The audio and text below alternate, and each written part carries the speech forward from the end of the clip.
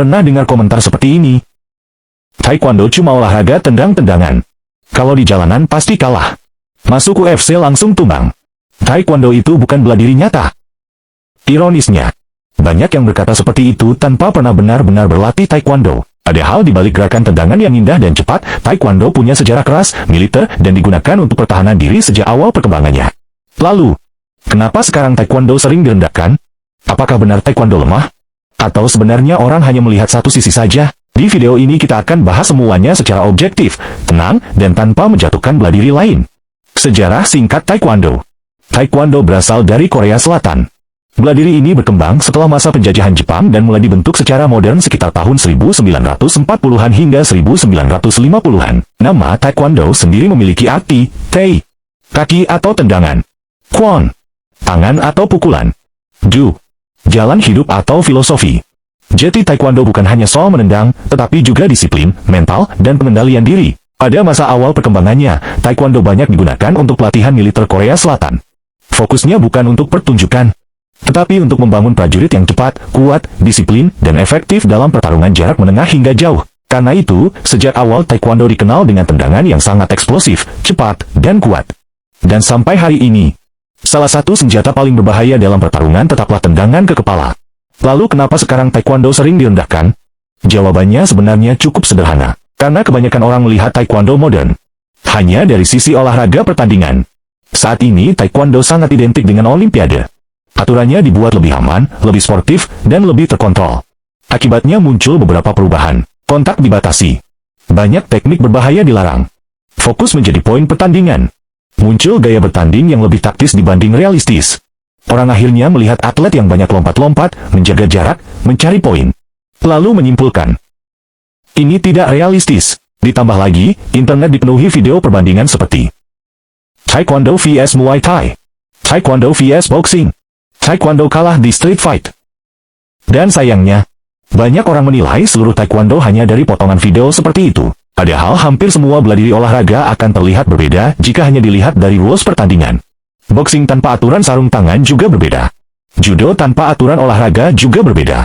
Karate tradisional berbeda dengan karate point fighting. Semua bela diri berubah mengikuti tujuan latihannya. Apakah Taekwondo tidak cocok untuk pertarungan nyata? Kalau pertanyaannya, apakah Taekwondo saja cukup untuk semua situasi pertarungan? Jawabannya, tidak selalu. Tapi itu juga berlaku untuk hampir semua bela diri tunggal. Karena pertarungan nyata sangat kompleks. Ada striking, ada grappling, ada clinch, ada ground fighting. Itulah kenapa UFC disebut MMA Mixed Martial Arts.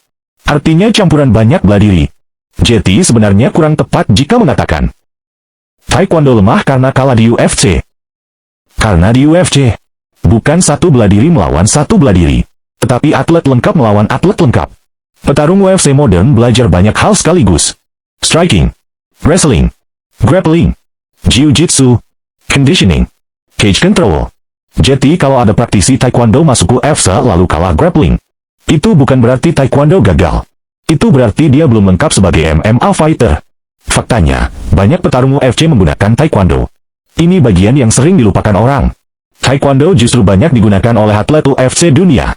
Contohnya, Anderson Silva, Yair Rodriguez, Edson Barboza, Anthony Pettis, Valentina Shevchenko. Bahkan beberapa knockout paling spektakuler di UFC berasal dari teknik tendangan yang sangat dipengaruhi Taekwondo. Kenapa? Karena Taekwondo memiliki speed luar biasa, fleksibilitas tinggi, timing cepat, kontrol jarak yang bagus, variasi tendangan yang sulit ditebak. Dalam MMA modern, kemampuan seperti ini justru sangat berharga. Tapi sekarang era grappling. Benar. Dalam beberapa tahun terakhir, grappling dan wrestling memang sangat dominan di UFC. Dan banyak juara UFC yang memiliki base wrestling atau grappling kuat. Namun bahkan sekarang, tidak semua petarung bisa mendominasi seperti itu. Banyak orang mengatakan era dominasi grappling ekstrem tinggal sedikit nama elit seperti Islam Makhachev. Dan beberapa fighter level tertinggi lainnya. MMA modern justru semakin lengkap. Petarung striking belajar wrestling. Wrestler belajar kickboxing. Semua saling melengkapi. Artinya dunia MMA sendiri mengakui tidak ada satu bela diri yang sempurna sendirian. Jadi apakah Taekwondo masih berbahaya? Sangat berbahaya.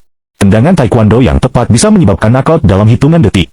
Bahkan secara biomekanik, tendangan memiliki tenaga jauh lebih besar dibanding pukulan biasa. Apalagi jika dilatih serius. Power, timing, accuracy, reflex, sparring realistis, conditioning. Masalahnya bukan di bela dirinya, tetapi bagaimana seseorang berlatih. Kalau latihan hanya untuk ujian sabuk tanpa pressure test, tentu hasilnya berbeda. Tetapi jika taekwondo dilatih dengan serius, disiplin, sparring aktif, dan dikombinasikan dengan pemahaman pertahanan diri, hasilnya bisa sangat efektif. Pada akhirnya, setiap bela diri punya kelebihan dan kekurangan. Muay Thai hebat, boxing hebat, wrestling hebat, BJJ hebat, karate hebat, dan taekwondo juga hebat. Tidak perlu merendahkan bela diri lain untuk meninggikan bela diri sendiri, karena tujuan utama bela diri seharusnya bukan ego, tetapi disiplin, kontrol diri, kesehatan, mental kuat, dan kemampuan melindungi diri. Taekwondo mungkin sudah berkembang menjadi olahraga modern dan olimpiade, tetapi akar bela dirinya tetap ada. Kalau menurut kalian bagaimana? Apakah taekwondo memang diremehkan? Atau justru banyak orang salah memahami taekwondo modern? Tulis pendapat kalian di kolom komentar. Dan jangan lupa subscribe untuk konten taekwondo, teknik, fakta bela diri, dan pembahasan menarik lainnya. Terima kasih telah menonton sampai akhir.